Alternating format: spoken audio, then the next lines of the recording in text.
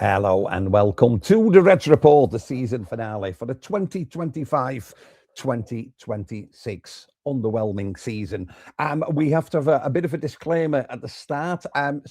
Ian's not with us. We've been talking about the problem and irritation he had, down there.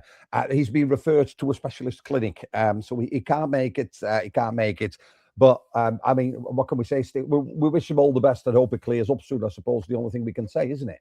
Well, I think his flight to Dalaman in Turkey, I think it leaves this evening. I don't know what he's having done.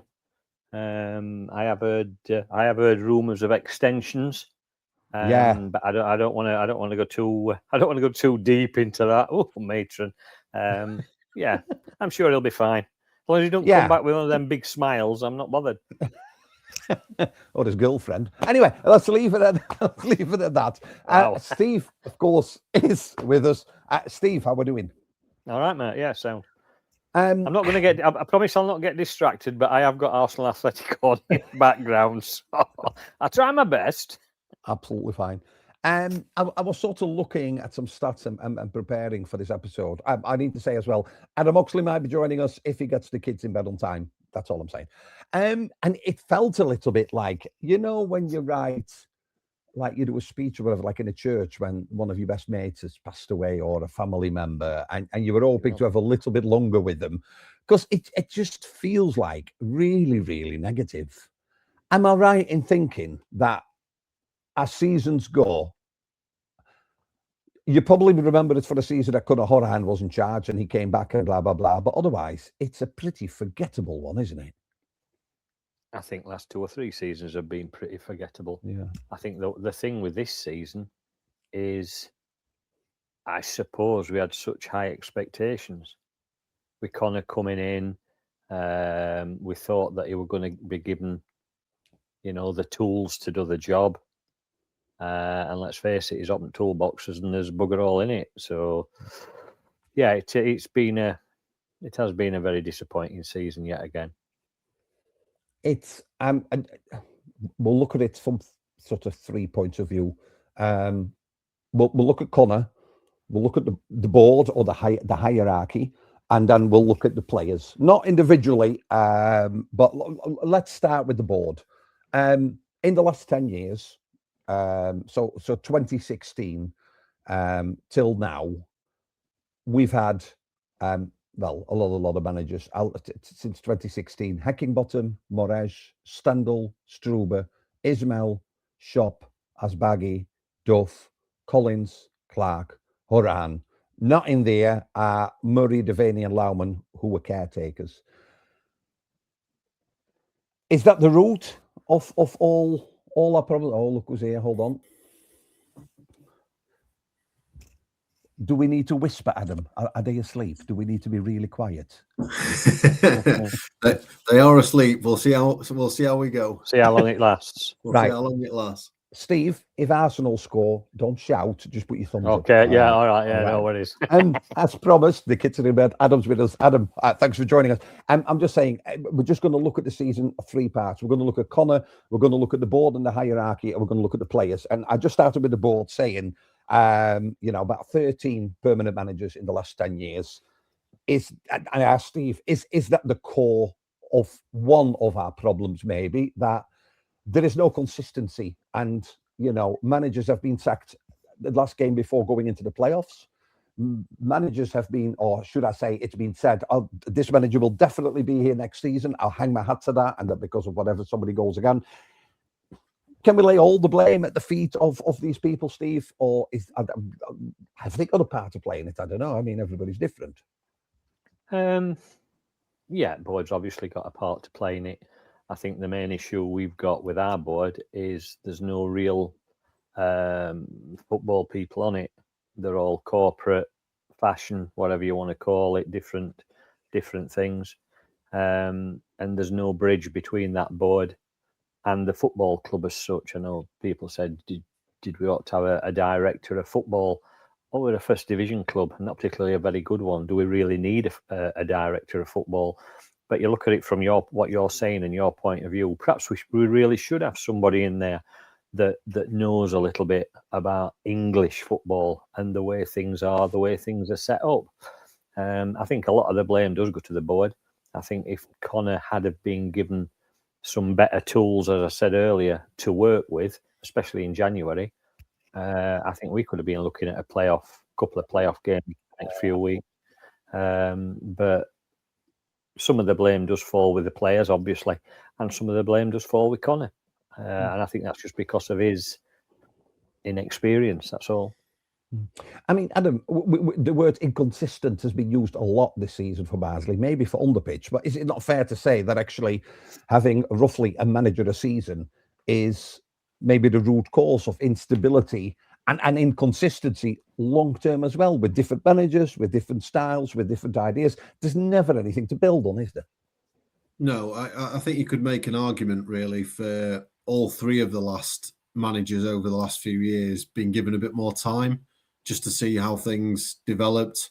You know, Neil Collins had a great start and had the team in the playoffs. Yeah, poor run of form cost him his job.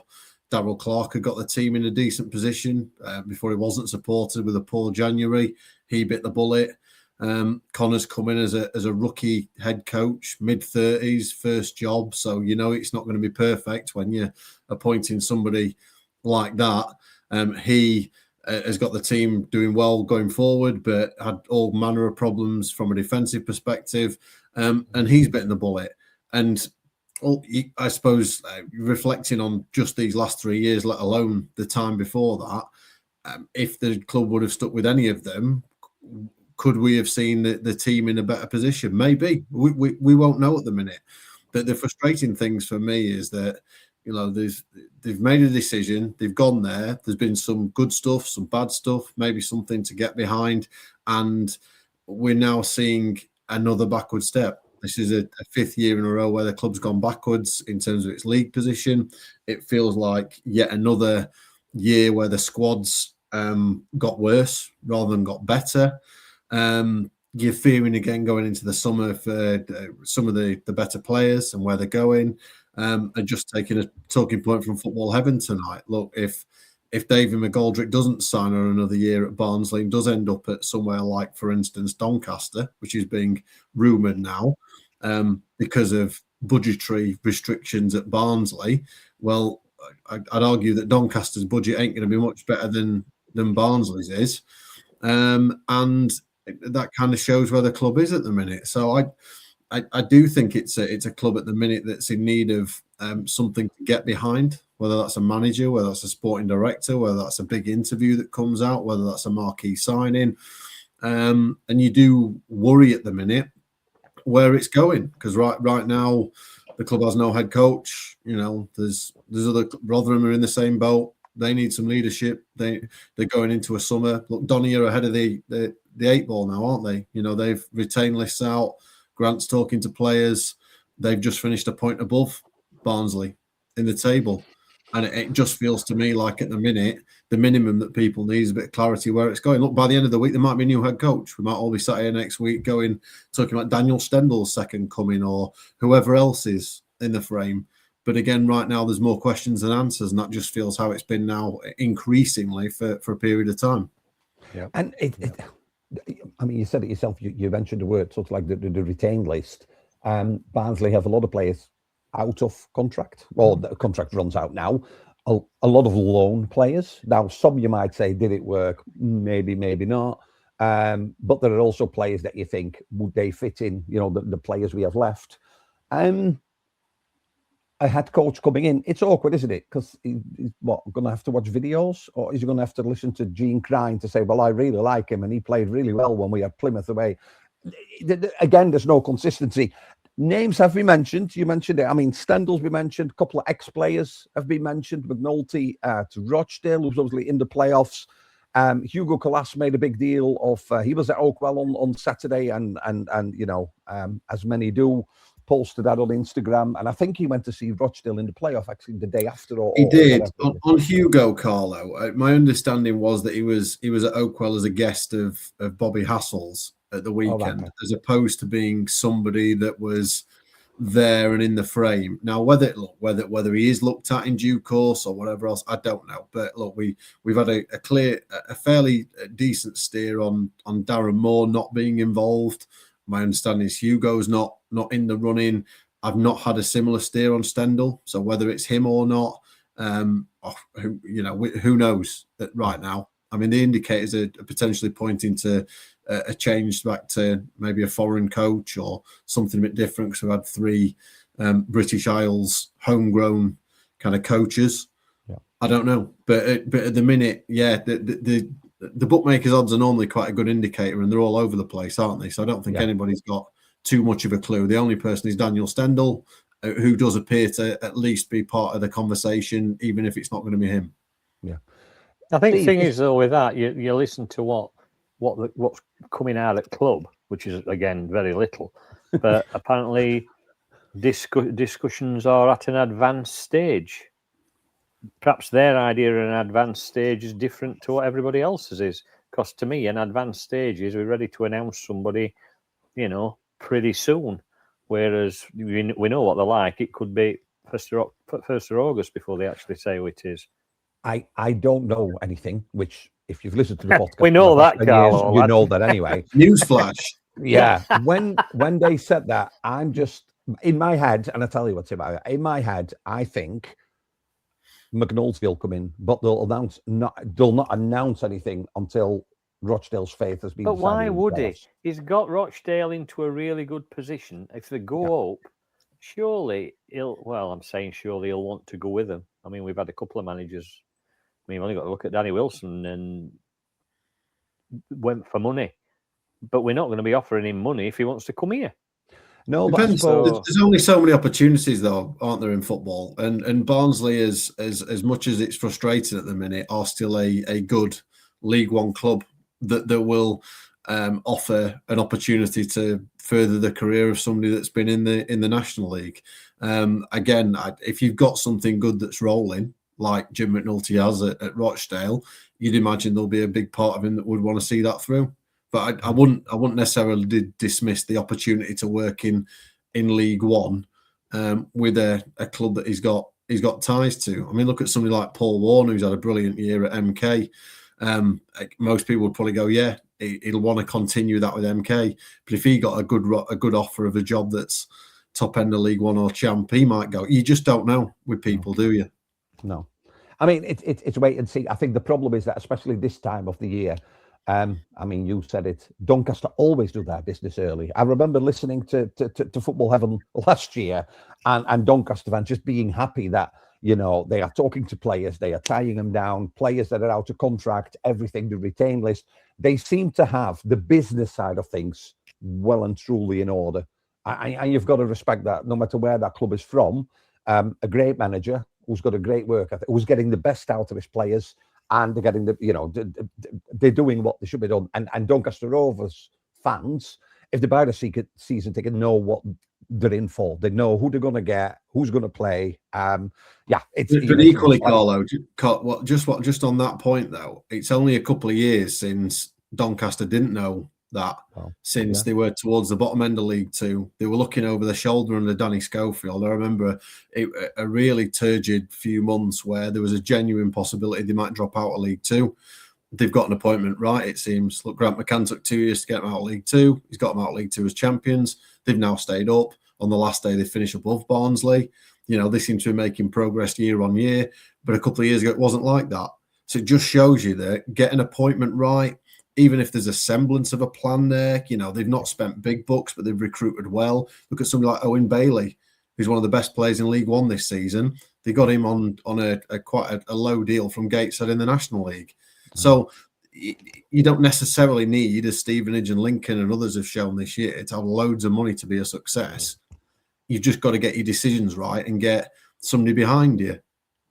But this is the problem. If you look at Barnsley over the last 5-6 seasons, it's a downhill trajectory, isn't it? Whereas something like Doncaster, it's uphill.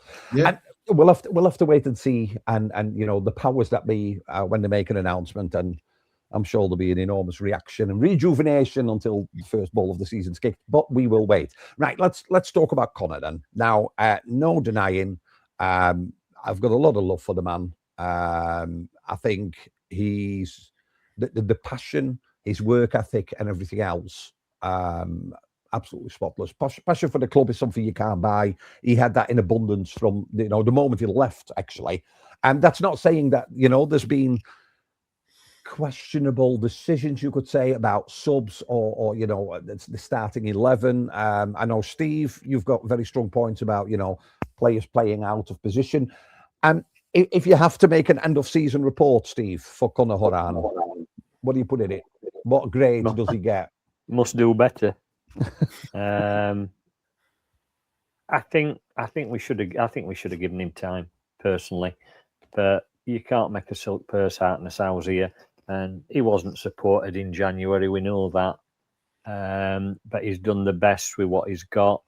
Yes, some of his team selections have been ludicrous for me.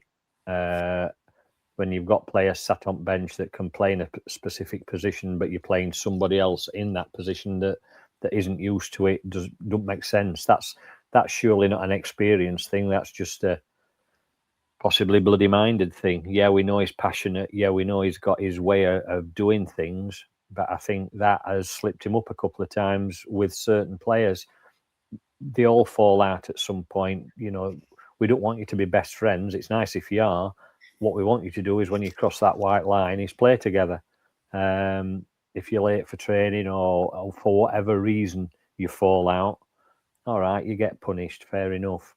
But then when it's starting to affect the players on the pitch and it's affecting the game and the results, perhaps you've got to bury that pride a little bit and just bite your tongue and say, look, you've been a bit of a twat, but I need you to play, and I need you to pull your socks up, and I need you to do it for the team.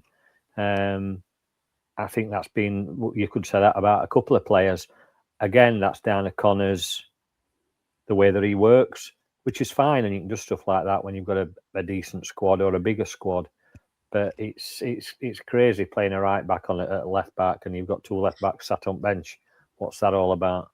And I'm not being funny. I know people will disagree with me. Corey O'Keefe was sent to Stockport out on loan because he was shite at defending. We bring him back. He has a decent game at Liverpool going forward. Admittedly, going forward is not bad, but he still can't defend. And yet we finished season with him at right back. And I'm not being funny. He's being garbage.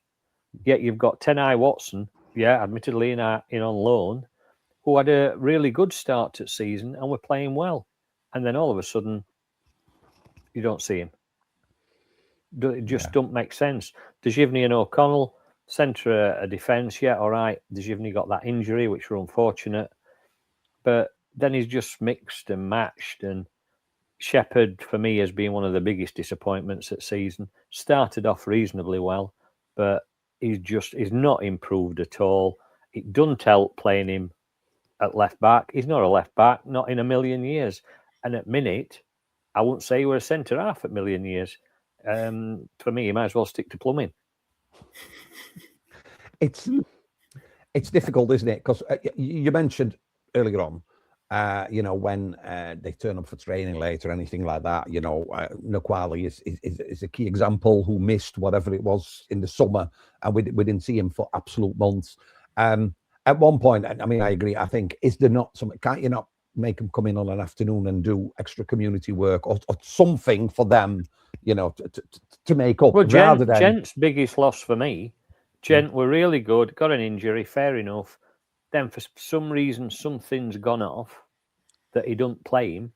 Some matches he weren't even on bench, and you've got some nondescript never played left back in their life, playing at left back. But then they're on about saving money and this, that, and other. Why did Ogbeta not go back to Plymouth in January then? If you're not going to play him, why keep the kid? I quite like Ogbeta. I thought he were damn sight better choice than Earl and Shepherd, yet never even on bench. Send him back to his parent club. Let him get some football somewhere else if you're not going to use him.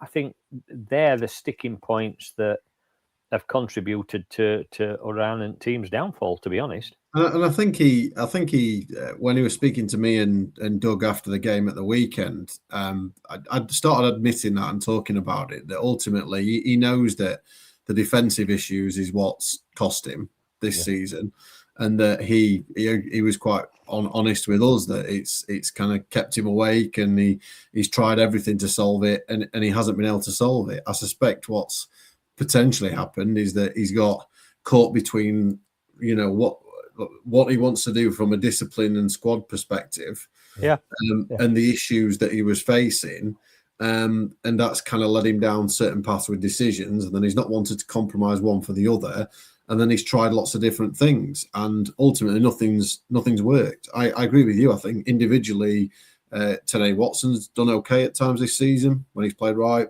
Better when I've seen him's done all right. Gent's a good left back. When Milder Givigne and Owen O'Connell have played in the middle, have looked okay. You're right about Shepherd. He probably needed just taken out earlier than he did. He stuck with him a bit too long again. But I think you look at all these to me are all things that a rookie head coach, which is what he was, and a rookie coach in a way as well, by the way. He's only just started coaching as well as being a head coach. He's going to have learnt a lot from this year. And I think if you're going to go down this line, and the kind of argument now I'd make, because look, I like Conor. I think he's been great for the club. And I think when you weigh it up with some of the attacking stuff that we've seen this season, it dropped off in the last couple of months, but everything did. And particularly this last few weeks since it was announced he was leaving, they did go from kind of third in the attacking stats to fourth, fifth, sixth in the attack and all that kind of stuff. I just think for me that when there's not much budget, when they've said it's 13th budget in the division, when they've tried something different and you've gone down a certain path and you've borne with some of the frustrations and the issues this year, that there's a platform there to say, okay, this ain't gone right. That has gone okay. We've not backed you with this. We have backed you with this. You know what I mean? There was something there to be able to go, can the club just not give him at least, I don't know, half a season next year, just to see if he's learned from whatever else? Because if he gets it right, people get behind him because he's Conor Hourihane. Whereas somebody else, which is why maybe Neil Collins or Darrell Clark didn't necessarily get the benefit of the doubt. I don't know. Ultimately, as Conor's kind of indicated, defensively it hasn't been good enough. And he can't really argue with that. And he knows that. But I just think there was enough in the year with like some of the successes from a recruitment perspective. Now, McGoldrick doesn't come and doesn't play if it's not for Conor Hourihane. Patrick Kelly admitted to me in his interview after the weekend that Conor Hourihane was the main reason that he came to the club. Reyes Cleary, West Brom didn't want him. Barnsley have got him and he's had a great season. Yeah, he's tailed off second half. But there's a kid in there that's now, if you're going to buy him, potential, isn't there? You're paying 7 figures for him even now, even after the drop-off. So I just think there were elements there that were enough to give a platform. Now, but the club has opted to make a change, and we can only judge whether that's right or wrong when we see who they're bringing in, what the recruitment looks like, and then on the pitch next year. And until we see that play out, it's going to be very difficult for us to know whether this is a good decision or a bad decision. No. Is it fair to say, Adam? Do you think that when they say by mutual consent, I think that was important for Conor, given his relationship with the club. There'll be a million reasons in there. I can't help but think that there's throughout the season there's been a shift in ambition, whereas Conor is demanding, this is what we're capable of and this is what we should be aiming for.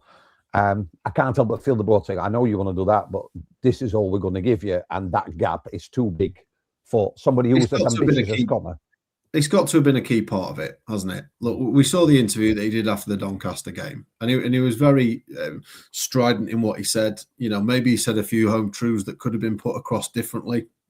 That didn't go down with people that were probably a bit too too upfront about where it is, because you can look at that and say, yeah, we've not got the budget to be able to compete with the top 6 budgets, which I think is essentially what he was saying.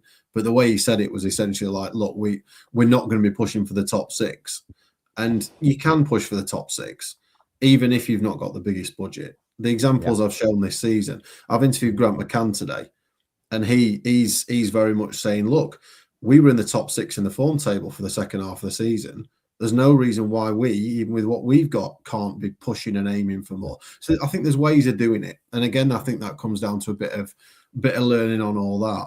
But a discussion point on the show tonight was, again, if the budget is as low as it is, and it, for example, doesn't allow for David McGoldrick to be offered a new deal and brought on, then, that's going to limit, shall we say, whoever's in charge going into next year. And this year we've already seen that whatever budget they've had hasn't been enough to give the tools. Tom Bradshaw should have been the extra signing with DKD and McGoldrick, but he ended up being DKD's replacement. And it was always one light. The forward line was one light all season. And if you're a forward light all season, that's already time one and behind your back, isn't it? Even with the other bits. So it's a great sense of frustration, because there's parts of this season where you've sat there and thought they could give this a go here. They could give it a go. It does feel a bit like a missed opportunity, but it does also appear that the board aren't willing to throw money at it. On one hand, from a principled stance of, football's got a problem with money, which I entirely agree with. But on the other hand, it's Barnsley, and you know what you're getting into. And there's an expectation at this football club that you at least should be around the top end of League One, because historically, that's where the football club has been. Yeah.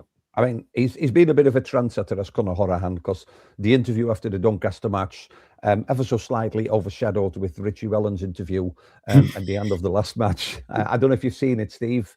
No, I've not, mate. No, I've put it in our WhatsApp group. But if you want to hear a manager extremely frustrated with a bunch of players, absolutely pure gold. And you just said maybe he said a few things too many.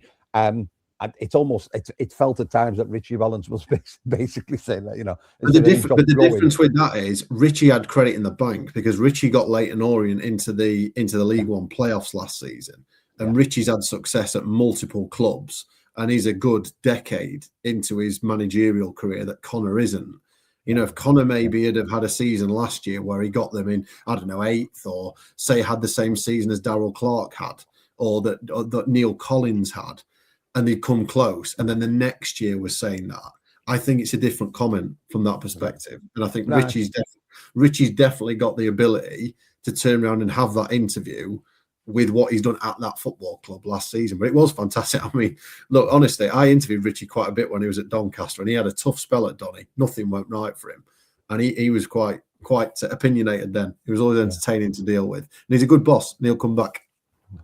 We've talked about the board. We've talked about Conor. It's time to talk about the players. So I'll play you a little video, and let's remind ourselves of the people that brought us Barnsley FC 25-26.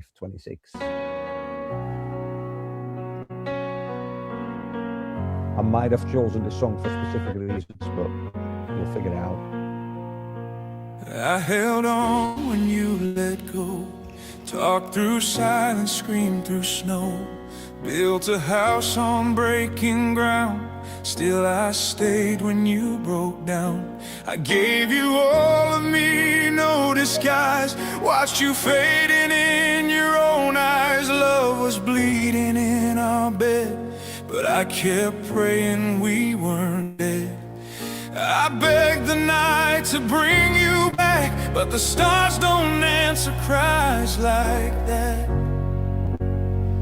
Yeah. I tried like hell to keep us breathing, pulled your heart when it was leaving, took the blame, took the fall, just to feel your love at all. I cried till my chest ran out of meaning, told myself that you were healing, but you were halfway out the door.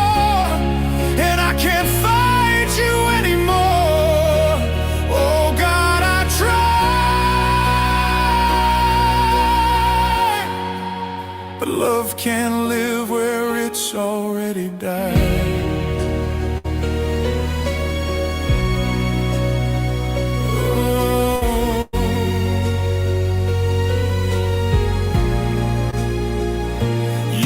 To call me home, remember that. Now I'm just the ghost you're looking past. I kept your photos in the frame, even when you forgot my name. I filled the silence with our song, but the melody just felt all wrong. I lit the fire, you watched it burn. Now there's nothing left to learn. I screamed into the wind for you, but echoes can't bring back the truth. Oh, I tried like hell to keep us breathing. Pulled your heart when it was leaving. Took the blame, took the fall, just to feel you love it all. I cried till my chest ran out of meaning. Told myself that you were healing, but you were halfway out the door, and I can't fight you anymore. Oh God, I tried,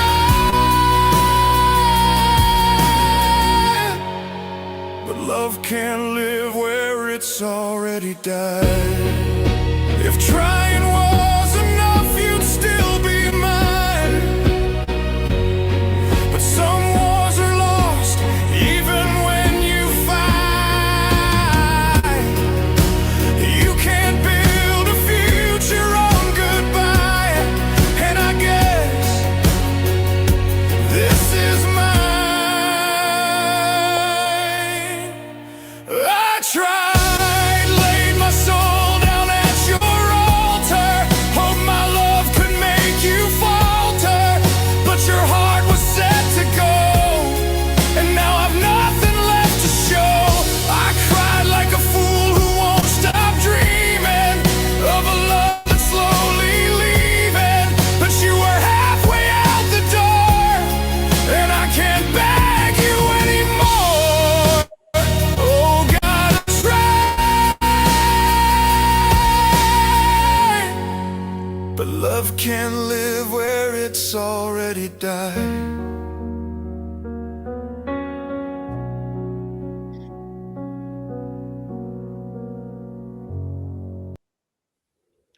I mean, as before, all the players are there, the main players from the board to the coaching staff and everything else.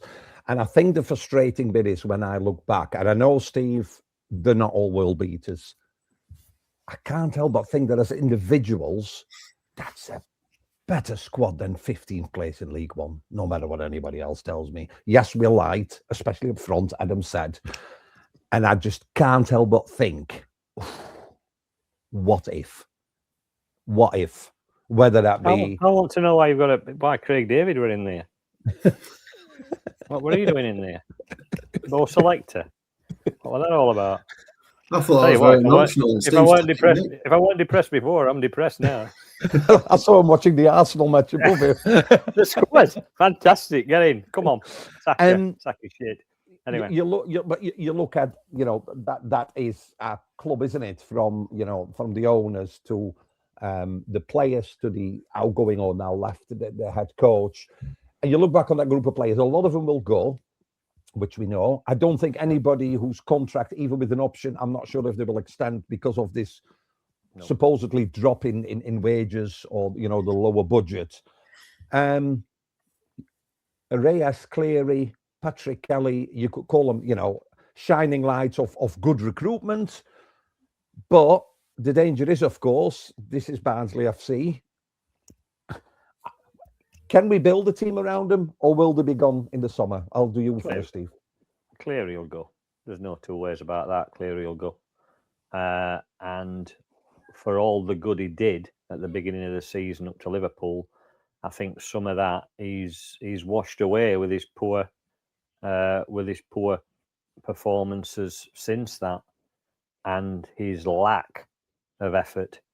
And people have seen that, and that don't go down well with Barnsley supporters at all. I think you'll get rid of your likes of Phillips will go. McGoldrick will go because they're going to be your top earners. Phillips has been wanting out at club, I would have said, for the last couple of seasons. Well, now he's got his wish. Some of them, when they do go, I don't think it'll be a loss, but I think you're going to lose out on a couple of players there probably. If you don't re-sign them, it'll be a shame, and we'll be poorer for it. People talking about Phillips on social media because of his number of goal involvements. Now, I don't know how that works because it's not an assist, is it? Because it's a goal involvement. But my biggest complaint, if I may say, about Phillips, who probably has the pedigree to be better than what we're seeing, is I just feel he might score a goal, but he goes missing for 60 minutes and you don't even know he's in the game. Tackles, you know, when you see Patrick Kelly, and sometimes it's frustrating, he goes past two and he tries to go past another one and he loses out, but he's driving forward, isn't he? I'm not saying, you know, Phillips does score goals and people say best player we've had, but I don't know if I just feel it just feels that he could be working harder and be doing more. Sometimes you look and you think, is he still playing? And I don't know if that's a head versus heart thing. I don't know, you know. No, I mean, last season, I think this season he's been better this season than he were last season. I mean, last year he went missing many, many times. And yeah, all right, I was one of his strongest critics. But he's another one of these players that promised so much. Herbie Kane promised so much, supposedly world beaters, yet actually produced minimal. To be honest, yeah, this season's been a lot better and he has been involved in goals, but still not. He's not 100% every week player, and unfortunately, you look at your teams like Lincoln, who've gone up, and rightfully so. They've got players in their team that give 100% every week, and nobody can tell me that Phillips gave 100% every week. Nobody can tell me that Cleary's given 100% every week, because they've not. And you can see that. And there's a reason why Phillips, especially towards the end, wasn't always selected, was he? Because Conor will look at training, the effort people are putting in, because he wants blood, sweat, and tears. I'm not saying he didn't perform in training, but there's a reason why he wasn't selected, was it? Well, did he have a bit of a fallout with him? I mean, there's rumours and stuff like that flying about 2 or 3 players, and it comes back to maybe sometimes you've got to sacrifice your own ideals for the good of the team. And obviously Conor didn't want to do that. We've already spoke about such as Gent. I mean, as far as I think Gent's still under contract, which is good. And there's a few players there. Patrick Kelly, you were talking about, still under contract unless somebody offers us silly money for him. But I think Kelly and Cleary, 2027 or if not longer. So, you know, that's Cleary will still go because he's really only saleable asset we've got. You look at your strike force, and strike force is going to be yet again going into next season piss poor, because it is. You got Farrell. Farrell brought him back from loan early, and he never got up. Hardly ever got on pitch. So what point in that? Yeah, Tom Bradshaw ran his blood to water, but it don't matter because it didn't actually create anything. He scored 2 goals a couple of weeks ago. Yeah. But other than that, his involvement, again, minimal, to be, if I were being brutally honest. And it has been. He'll there's no way he's stopping. He'll go back because he brings nothing to the team. The only players that actually... Oh, go on. Does it make it worse that Davis Keeler-Dunn, who left us in January, since he left, has played a grand total of 81 minutes for Wrexham?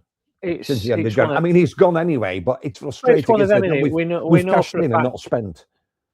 Well, we've cashed in and not spent, but he's cashed in and not played.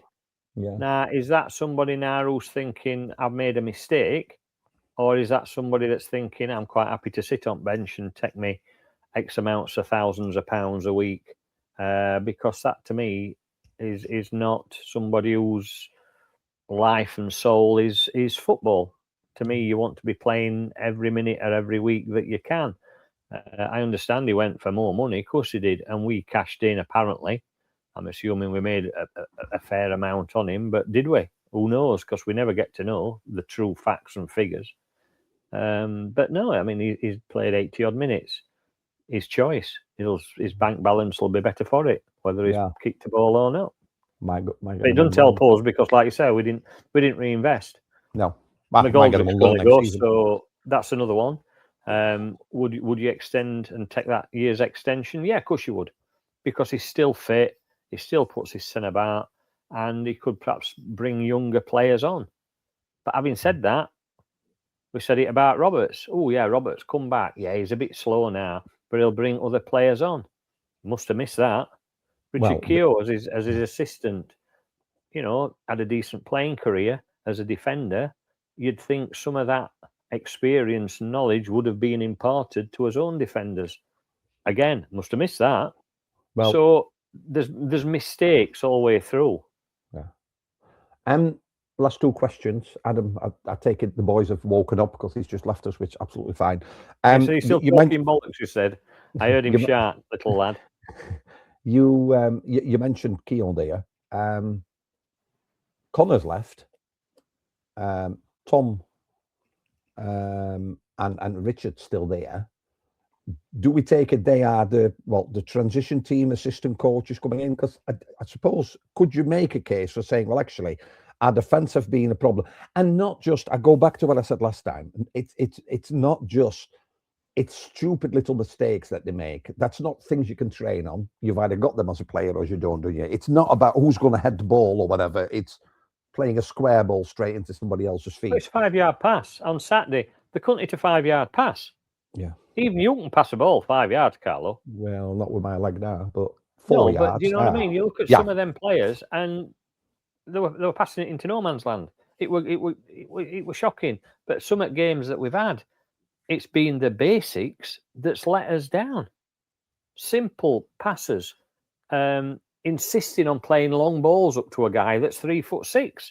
Yeah. Why? What's the point? It just infuriates supporters, because surely, I mean, we pretend to know what we talk about, or I do a lot of the time, but these are people that's supposed to know what they're doing. The football people have been involved in games since they were 4, 5, 6 year old or whatever. Mm. But we can see it when we've never kicked a ball in anger. They have.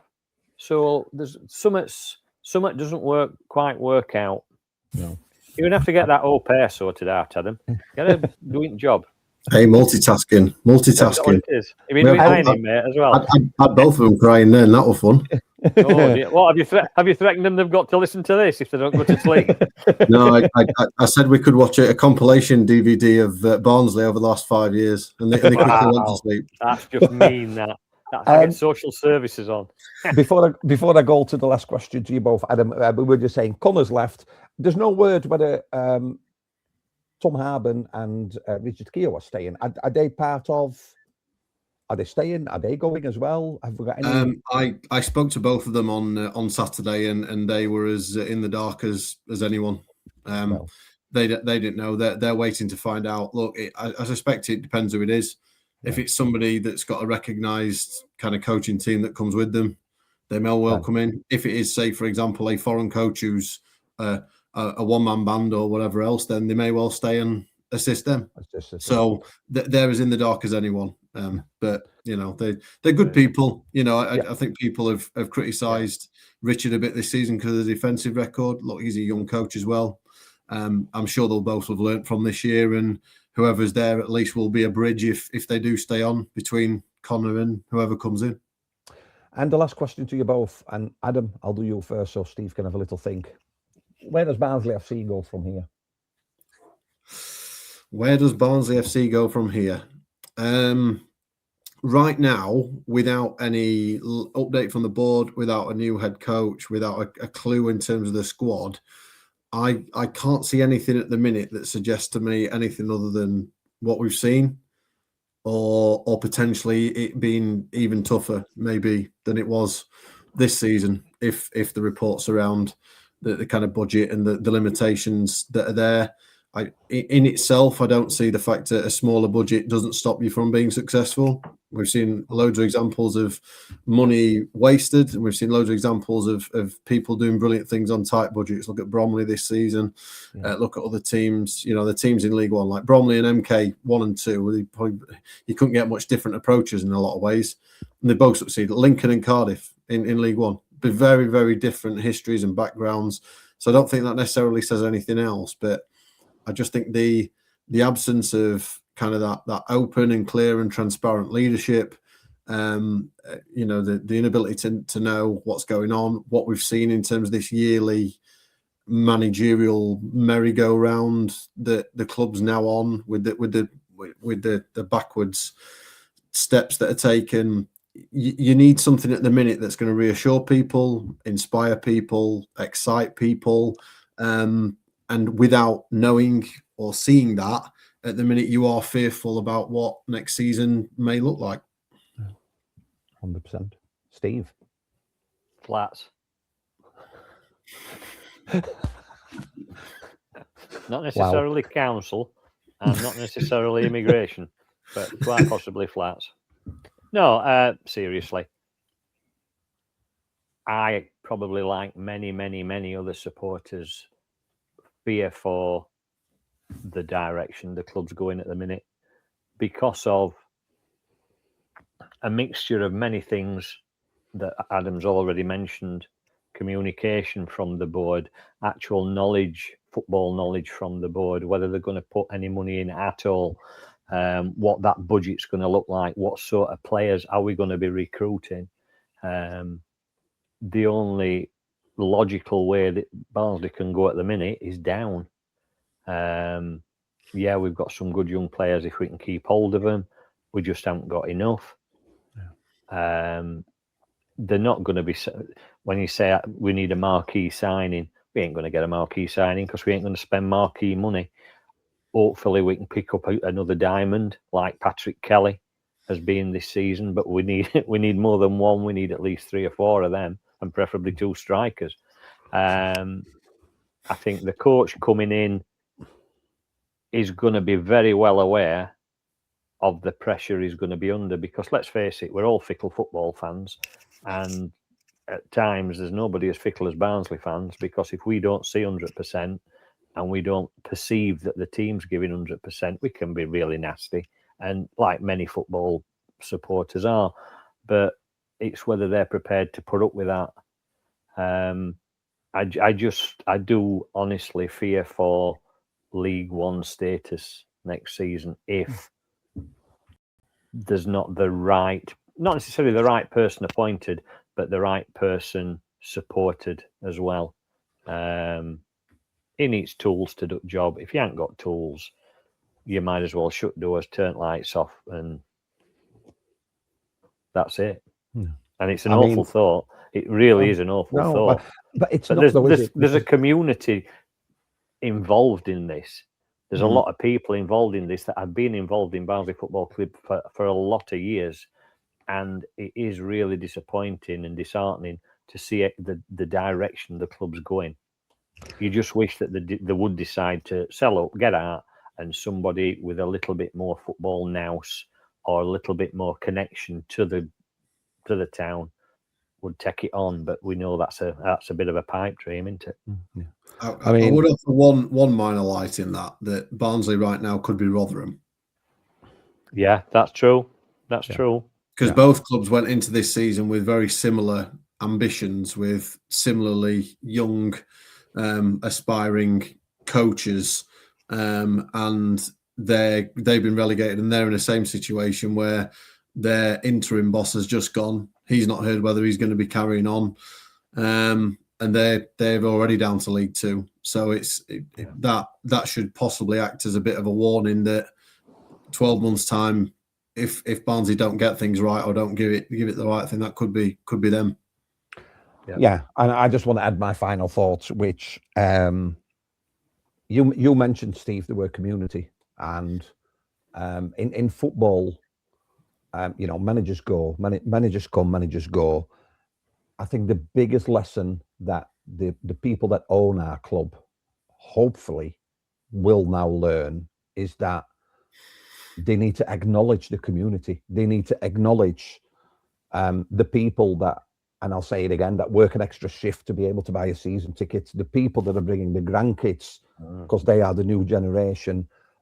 Fan engagement costs nothing except for the teas and coffees you put on in the East Stand on a Wednesday night or a Thursday night. That's no impact on your budget whatsoever.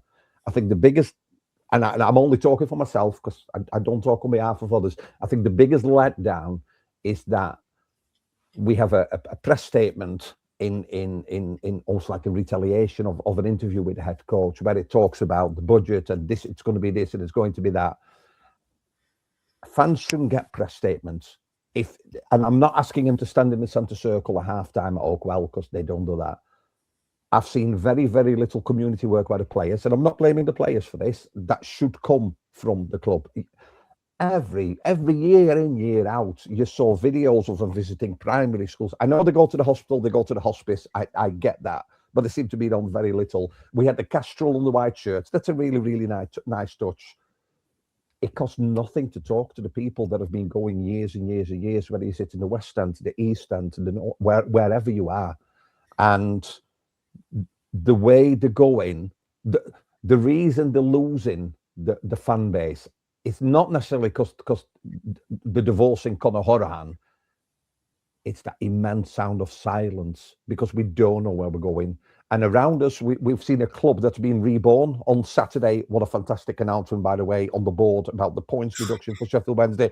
I don't particularly like Sheffield Wednesday, but you have to feel for them what they've gone through. And at the end of the season, knowing where they're going to be next season in our league, that's something to look forward to for them. On the other side, you've got Rotherham, who have been relegated, and Barnsley sits sort of like in the middle of those two. And I go back to, it costs nothing to talk to the fans. And if you keep the fans informed, and we don't need to sit on every job interview for every player or when you hire a new cleaner, just let us know what's going on. What direction are you going in? Because if you let people know, they can get on the bandwagon and they'll bang that drum. And the only positives, I think, from a fans base, and this is Barnsley, it's the murals they've put up, towards Oakwell. Special mention to Tykes Union for, I suppose the reason they're doing that is because it brings back some of those good feelings, don't they? When you see Clint Marcel, you see Neil Redfern, and that is fans putting their hands in their pockets and donating for something like this to happen. So I hope that on the pitch we learn, but off the pitch, if we learn off the pitch, we can sometimes forgive what happens on the pitch, can't we? I go back to Gautier, I go back to Ban Mansford. We weren't performing all that well under them, but they were there walking about in the stadium, talking to fans, and it costs very, very little. Adam, Steve, the World Cup starts soon, so we can always talk about that. I can put my Dutch shirt on, and we can get behind a football team that are they going to bring it home? Who knows? Who knows? Who's they? We're talking Netherlands or England? Yeah, well, there you go. Netherlands won't get further than the semi-final. Oh, good. England then. They'll start falling out. Yeah, I've got an England shirt after the Dutch have been eliminated. Adam, first of all, thank you very, very much. A lot of contribution this year. Always love having you. What does the summer look like for you? Because obviously, no football. People seem to think that you're going to sit in my garden with your feet up till the first, till the fixtures. And they'll be right. Hey, fantastic. Bit of everything. Look, we'll keep this. Tonight was the last quotes unquote football heaven, but as we said on the show, we return tomorrow with sport heaven, which essentially looks very similar to football heaven, just with some extra sports and some tracks. But any of the big football stories we keep talking throughout the summer. The World Cup's going to be interesting, and of course there's this little couple of weeks now over the playoffs where a lot of clubs have the holidays, but as soon as you get into June, it's kind of like then the transfers talk starts and you start gearing up for things. And look, there's always something in this part of the world. At the minute, we don't know who's going to be taking charge of Barnsley next season. We don't know who's taking charge of Rotherham next season. And Wednesday, we're still waiting to hear a lot of their bits and pieces. So even now, there's stuff we're waiting for. So it'll never be dull. But yeah, thank you for the invitation, and always good to lament the frustrations and occasional successes that Barnsley Football Club brings.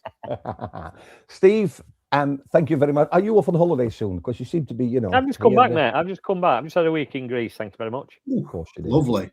course you did. Yeah. Rhodes, lovely place. Get yourselves off. That's the place to be. Whereabouts? Can we ask? Rhodes. It's not a very big island. So when's the next holiday? Because I know I normally look forward to the next holiday because I work at a school, but you're normally to your next break or cottage break or anything. Is there nothing booked?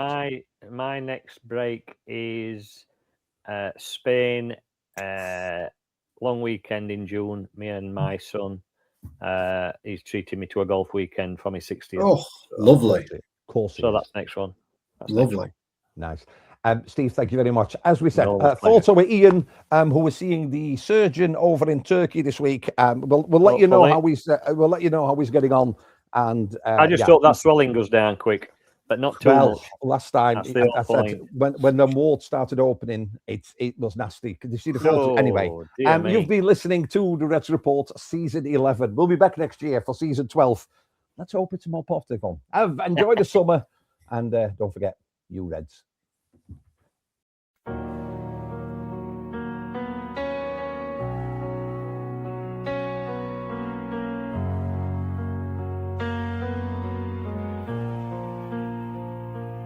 I held on when you let go, talked through silence, screamed through snow, built a house on breaking ground. Still I stayed when you broke down. I gave you all of me, no disguise. Watched you fading in your own eyes. Love was bleeding in our bed, but I kept praying we weren't dead.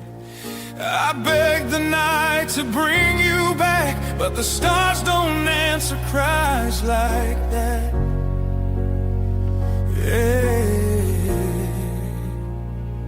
I tried like hell to keep us breathing, pulled your heart when it was leaving, took the blame, took the fall, just to feel your love and all. I cried till my chest ran out of meaning, told myself that you were healing, but you were halfway out the door, and I can't fight you anymore. Oh God, I tried, but love can't live where it's already died.